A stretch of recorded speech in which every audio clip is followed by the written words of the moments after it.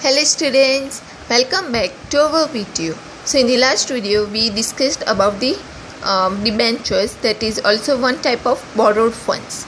So now let's see the second type of borrowed funds, that is bond. What is bond? So bond is an important source for long-term financial requirement of the company. Bond is a borrowed capital for the company. Bond is a debt and bond holders are creditors of the company. They are paid interest at fixed rate and the time. So bond is like similar to debentures. So bond is also one type of loan, or we can say borrowed capital for the company. And bond is an important source for the long-term financial requirement. If company needs long-term finance, means a huge finance for the long term, then company borrows the bond. And debentures is also a type of loan, but it satisfies the long term as well as for the medium term finance. But bond is important source. It is used only for the long term financial requirement of the company. So bond is a debt, and bond holders, whoever holds the bonds, whoever purchased the bonds, are the creditors of the company, because in the future at prescribed time they have to return that bond amount. That's why they are and their bond holders are also paid interest at the fixed rate and the time. Basic price of bond is usually more than the debentures. The price of bond is more than the debentures. Mostly these are issued by the government, then municipal corporations and the companies. Bonds are known by the name given in the issue. For example, Sardar Sarovar bond. Bonds are issued for a fixed time limit. Governments and companies, when want to implement large size project, then to satisfy long-term requirement, bonds are more suitable. So bond is mostly government, then municipal corporations and the companies borrows the bond, and the basic price of bond is usually more than the debentures. For if governments and companies, when they are working on a large project, for example Sardar Sarovar Dam was a large project, correct? So for that government would require long-term financial. So government may have issued the bond for long-term requirement of finance. So same way, whenever companies and government, they want to implement, or if they are working on a large size project, then to satisfy the long-term requirement of finance, in that case purchase of bonds is more suitable. Got it? Okay, so this was the theory on bond, or we can say meaning of bond. Now let's see the third type of borrowed funds, that is public deposits. Company accepts deposits from general public to satisfy the need for short-term working requirement. If company wants finance for the short-term working requirement, then they accept deposits from the general public. They are also called public deposits. These are borrowed capital as well as debt for the company, and investors who invest money in deposits are creditors of the company. The time limit can be from 6 months to 36 months. Company pay interest at a specific rate to the deposit holders, which may be quarterly, half yearly or yearly, or on maturity of principal amount. So according to the provisions of Companies Act 2013, excluding banking and non-banking finance companies cannot accept the public deposits from the public. So if company wants a short-term finance for working capital, then they encourage general public to deposit in their companies. So that is known as public deposits. So these are bond and debentures. Public deposit is also kind of borrowed capital as well as the debt for the company, and the investors who invest their money in public in deposits are the creditors of the company, and the time limit can be from 6 months to 36 months.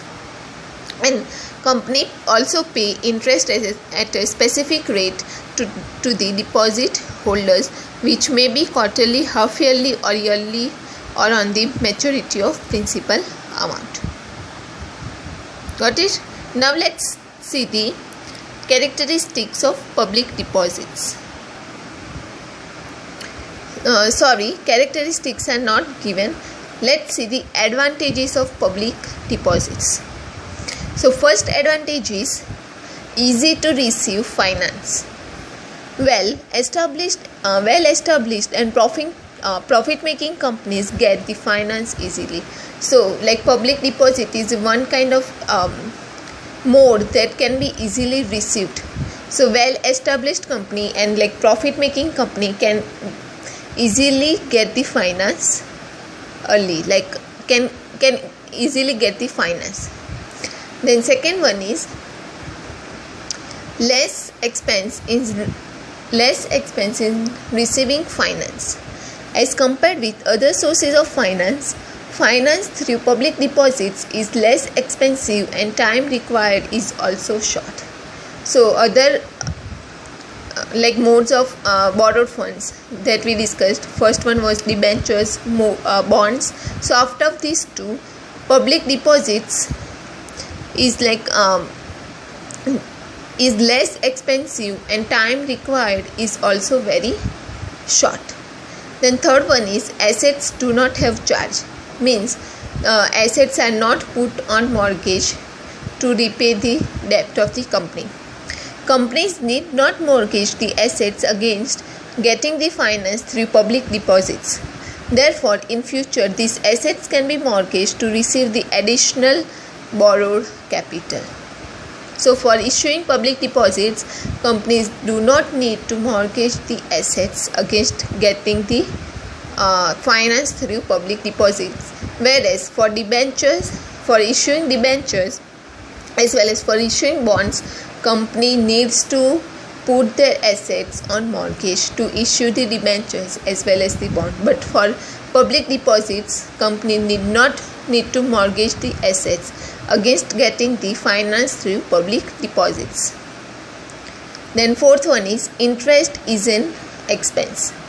The interest paid on public deposit is an expense to the company. Company is paying interest, correct? So it is considered as expense of the company. Therefore, it is deducted from profit in calculating the income tax. Thus, company has to pay less income tax only in public deposits. Okay. Then the fifth and the last advantage is used as working capital.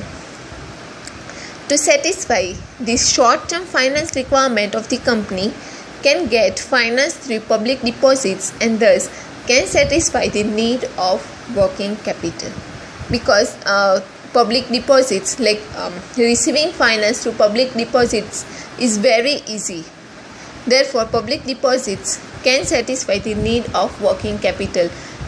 Working capital means the finance which is needed for day-to-day activities to overcome the day-to-day expenses of the business, that is known as working capital. Okay, so these were the advantages of the public deposits. Now let's look at the limitations of public deposits. So first one is uncertainty. There is uncertainty in getting finance through public deposits because the mood of the investors cannot be predicted. So there is some uncertainty, because like getting finance through public deposits is very hard, because it is very uncertain, because the mood of the investors cannot be predicted. It can change any time. If at some point of time they may want to invest in their in the company, and on the other hand, like after 5 minutes if the moods changes, they do not want to invest in the company. So it is uncertainty. Then second one is insecurity to investors. Public deposits are considered insecure debt. Therefore, there is an element of risk for investors, because there is some risk involved for the investors, because in the future if company is not able to repay the money to the investors, so there is some risk for investing in the company or in the public deposits. Then the third limitation is fair weather friends. Public deposits are considered as fair weather friends because when the financial condition of the company deteriorating means if the financial condition of the company decreases or it damages, then rumors about companies spread in the market, then the depositors may make a rush to withdraw the deposits before the maturity date. This creates financial problems for the company. Therefore, public deposits are called fair weather friends. And the last limitations is difficult for new and weak companies. In the beginning, the depositors have no trust in the new and the financial weak companies. Therefore, investors do not take risk to invest funds in such companies. So, these were the limitations of the public deposits. So now we are done with the borrowed funds. So there are three types of borrowed funds. First one was debentures, second one was bonds, and the third one was public deposits. So now we are going to stop here. In the next video we would be continuing with the loan from financial institutions. This is also kind of borrowed funds, but loans which is taken from financial institutions. So if you have any questions or any doubts, please feel free to comment below the video. Thank you.